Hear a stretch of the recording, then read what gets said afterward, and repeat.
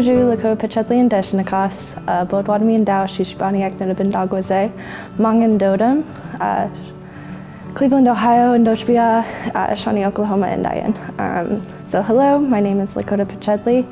I'm a member of Citizen Potawatomi Nation, and my role here at the Cultural Heritage Center is their cultural education specialist. These moccasins are going to be coming back to the Cultural Heritage Center to be placed next to the Kansas exhibit, and these moccasins are going to represent the people that walked from Indiana, Michigan, Illinois, and kind of be a visual representation for how many people were first removed to Kansas. So the moccasins that you make, the ones that will be displayed in the Heritage Center, will be representing, 10 people that walked. A lot of these children that were removed were children, and so it's important that we make sure to represent those children and those babies. My own great-grandmother was one of the children removed during the Trail of Death, and so that was a story that was passed down in my family about a lot of her struggles and kind of what she had to live with, once she reached to Kansas. I was taught that our moccasins are never perfect and they're made for us, and so that's why I was taught not to use perfect measurements, because it's how you make it for yourself or for the person that you might be making it for. When you're making moccasins or moccasin, what you need is a sharp pair of scissors, and you're gonna need about at least a yard to a yard and a half of buckskin to make your an adult pair of moccasins. Also, for preference sake, I like to use top grain leather or buckskin because there's a smooth smoke side to it, and so it gives a nice polished look to the outside of your moccasins that aren't beaded.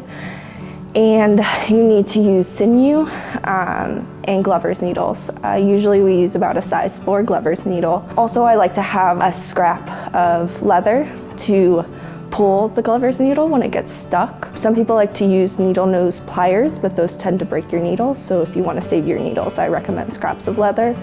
And you're gonna need a pencil, a piece of paper to make your pattern, also a pen to trace your pattern onto the buckskin, and I like to have wax on hand in case my sinew starts to fray. So the first step is you are going to step flat on a piece of paper and have someone help you trace your foot. So each moccasin, is made to fit the person that you're making it for. And so you want to make sure your foot is as flat on the ground as possible, and that's why you stand upright and have someone trace your foot. After you finish tracing your foot, you can move your paper up to the table. I'll show you exactly kind of how you make the moccasin pattern. As a part of your pattern, it's easier to see it when you make your pattern, but you don't actually just make your foot the moccasin size. What I was taught, depending on the type of hide you're using, is how far away you're going to go from your foot when creating your pattern. The way I was taught is we don't use rulers or anything like that. You just use what you have in front of you, and you use that to figure out your measurements for your pattern. So the next step is you want to lay out your buckskin flat. You want to check your buckskin for any bullet marks, any holes. Before you put down your pattern, make sure to check both sides of your buckskin before you trace. And so once you find a good clean piece, again, you want to try and save as much buckskin as you can, so try and find an edge, match it up so you're making sure that you're not leaving huge scraps of buckskin when you cut it out. And so after you find your spot, you use a pen, or sometimes we use fabric markers to trace our pattern onto the buckskin, and you'll do that twice. I don't necessarily recommend folding the buckskin and doing it at the same time. I like to do 2 traces of the patterns, and so that way you're getting a pretty exact piece of buckskin for your moccasin. You're going to get your sinew and glover's needle ready, and so you're going to thread your glover's needle with your sinew. You're going to fold your moccasin in half. Once you have your moccasin folded, so your toe part of the moccasin, you're going to start at the very bottom. So it's going to be like the fold, and then you start to have the curved part for your toe, and so you're going to actually start the pucker part of your moccasin. You start right where the fold ends on the toe part, and so what you're going to do is you start kind of doing a basic stitch through that curved toe to like top of your foot part. So you always want to make sure you're about a half a pinky nail from the edge of your buckskin, but your stitches need to be about a pinky nail's width. So each stitch needs to be that wide.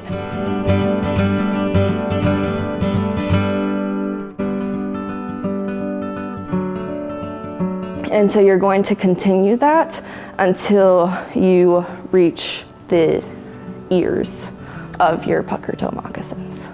Once you hit that point, I like to go a little bit past where the top of your moccasin and the ears meet, just because it keeps things tighter when you're wearing your moccasins. So then what you start doing is you start pulling your sinew to tighten it. So this is actually going to create the pucker of your moccasin.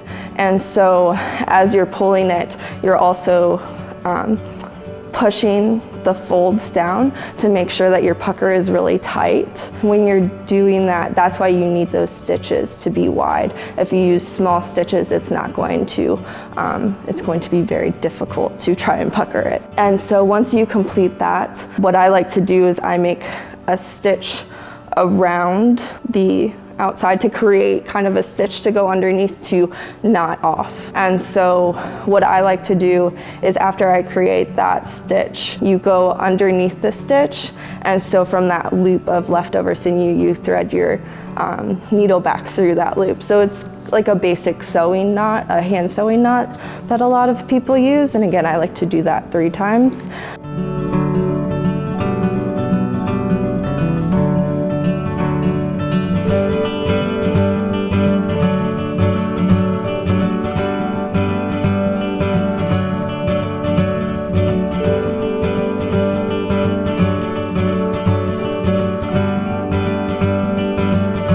After I make sure that my pucker is as tight as it can be, and after I tie it off using the sewing knot, what I do then is once I cut the sinew, I like to burn the ends to secure the knots, because then they kind of mold together and they won't go through any of the Glover needles holes. Because also something that's really important to know about Glover's needles is they are very sharp. And so that is why you use them with leather, and so they can create larger holes than regular needles. So after you finish that, you create the heel part of your moccasin. So you're going to hold the moccasin upside down with the toe pointing to your left. And so what you're going to do is curve the edge, like that bottom edge of like where it would go against like your heel to the bottom of your foot. So you're going to curve it to match your heel, but you don't want to just create cut like a straight line. You want to make sure to round it, and then after you round it, then you create, I was taught they were called rabbit ears, and so you create a little sliver of leather that's going to be tucked inside, because when you wear them, then those little rabbit ears will stick out on the back of your heel. So after that, after you push in your rabbit ears, you are going to come up using your Glover needle and sinew from the bottom, so the bottom of the fold, and you're going to come up through and go through the middle of the rabbit ears. And so you're going to pull it all the way through, and then you start what we call a baseball stitch.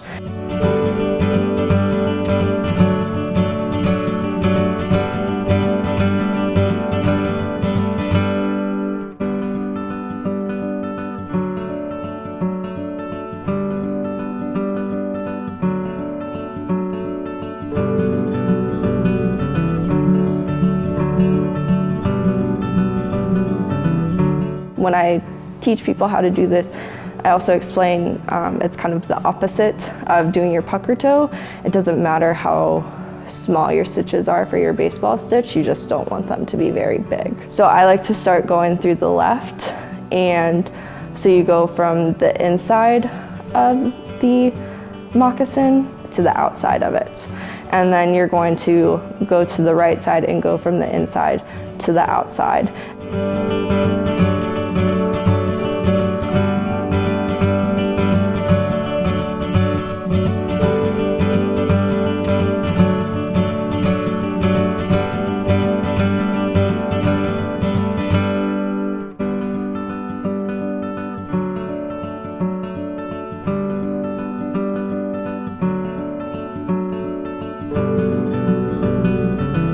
And so you're going to continue that baseball stitch to about halfway up on the moccasin, to about where your ankle would be. Your next step is, again, you're going to tie it off in the same way that you did for your pucker, where, again, I like to loop it around and then go under and do that sewing knot 3 times. And like with the pucker part, I also burn off both ends of the sinew for that. And then after that, you're going to turn your moccasin inside out. What a lot of people like to do to flatten kind of the pucker part and make it a little more comfortable on your foot is they take water and you put water on that pucker part, and you just use your thumbs to kind of spread it out and make it flatter. And now you've finished your pucker toe moccasin. A lot of it is just, it's a lot easier to watch someone do it than hear them explain it. And so I would recommend, if you're really struggling with something, to re-watch kind of the steps of doing it, because that will help you a lot. Also, when I make my moccasins, I put the smoked, so it's like working with fabric when you're sewing. You have like a wrong side and a right side, and so your right side when you're sewing goes on the inside. And so when I work with top grain leather, I make sure to put the smoked side on the inside. So then that is you get that smoked outside part on the foot of your moccasin, and then your ears are going to be kind of that suede side. And so but typically a lot of people do like to bead their ears, or some people cover them with velvet or wool and then bead on top of that. And so, that suede side isn't necessarily going to show.